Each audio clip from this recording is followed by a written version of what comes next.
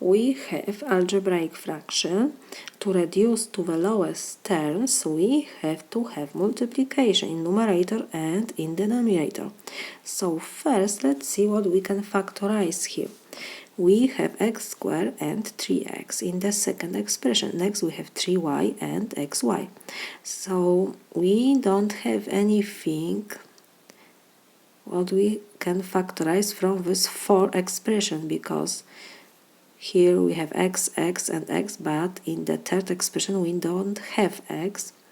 So I will factorize from these two first expressions x, and in parentheses we will have x plus 3, because x times x is x squared and x times 3 is 3x, and next we have negative sign and negative before these two expressions, so I will put negative sign, and the common factor for these two expressions is y.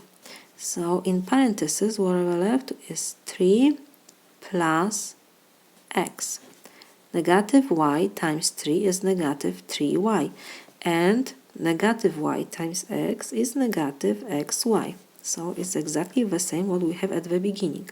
And in the denominator, we can factorize x. So in parentheses will be x minus y. X times x is x squared, and x times negative y is negative y. So this is equal. Now in numerator, in parentheses, we have x plus 3 and here we have 3 plus x, and 3 plus x is equal x plus 3. So we can factorize. Let me rewrite this one more time. So this is x plus 3 minus y times 3x plus 3. So this is over x times x minus y. So this is equal. Now we can factorize x plus 3, because this expression in parentheses, these two expressions are the same.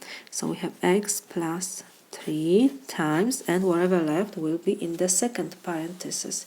So this is x from the first expression, and we have negative y from the second expression. If you multiply every expression from first parenthesis by every expression from the second parenthesis, you will get exactly the same expression which we have at the beginning. And in the denominator we have x times x minus y. So this is equal. Now we see that in parentheses we have x minus 1 and x minus 1. So x minus 1 divided by x minus 1 is 1. So we have x plus 3 times 1, because between these two parentheses is multiplication. So x plus 3 times 1 is x plus 3, and x times 1 is x. This is my solution.